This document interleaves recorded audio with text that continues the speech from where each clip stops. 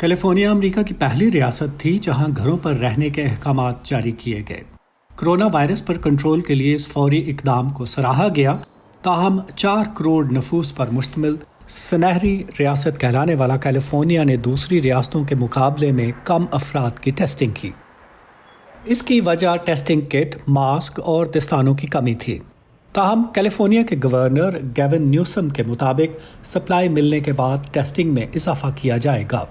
ہم روزانہ 20,000 سے زائد ٹیسٹ کر رہے ہیں اور جنہیں بڑھا کر 25,000 کر دیں گے اور پھر جلد ہی 60 سے 80,000۔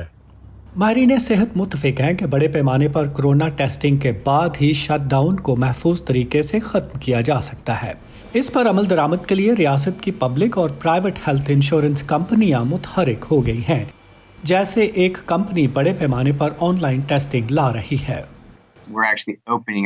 ہم 7,000 مربع فٹ کی لیب کھول رہے ہیں، جسے برق رفتاری کے ساتھ 5 ہفتوں میں تیار کیا گیا۔ ہم روزانہ 2,000 ٹیسٹ کر سکیں گے۔ لیکن بڑے پیمانے پر ٹیسٹنگ کی راہ میں کچھ رکاوٹیں بھی ہیں۔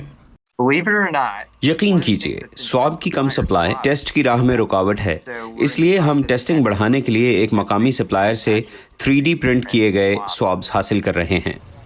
فی الحال علامات ظاہر ہونے والے افراد کی ناک اور گلے سے نمونے لے کر ٹیسٹنگ پر توجہ دی گئی، لیکن اینٹی باڈی ٹیسٹ سے علامات ظاہر نہ ہونے والے افراد میں بھی وائرس کی موجودگی کو جانچا جا سکتا ہے، جو لاک ڈاؤن ختم کرنے کے لیے اہم ثابت ہو سکتا ہے۔ اہم سوال یہ ہے کہ کیا ہم وائرس کے مزید پھیلاؤ کے بغیر شٹ ڈاؤن ختم کر سکتے ہیں؟ اسی وجہ سے وبا کی ٹیسٹنگ اہم ہے۔ امریکہ بھر میں پہلی بار کیلیفورنیا یونیورسٹی نے ریاست کے ایک دیہی علاقے کے تمام افراد کو مفت ٹیسٹ کی سہولت فراہم کی۔ ہم ایک کمیونٹی پر ٹیسٹ کی معلومات سے دیگر کمیونٹیز پر وائرس کے پھیلاؤ کو سمجھنا چاہتے تھے۔ وائرس کے کھوج کے لیے ایک مرکزی نقطے کا تعین کرنے کے لیے اس کمیونٹی کے تقریباً تمام 1800 افراد پر سواب اور اینٹی باڈی ٹیسٹ کیے گئے۔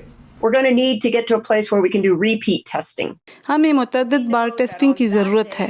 جن کے ٹیسٹ اس دن منفی تھے، اگلے روز کا پتہ نہیں، وہ وقت کا ایک لمحہ تھا۔ کیلیفورنیا میں کئی نئے ٹیسٹنگ سینٹرز ایسے شہروں اور دیہی علاقوں میں واقع ہیں جہاں وائرس کا خطرہ زیادہ ہے۔ حکام سمجھتے ہیں کہ ابھی بہت سا کام باقی ہے۔ میٹ ڈبل کے ساتھ ندیم یعقوب، وائس آف امریکہ۔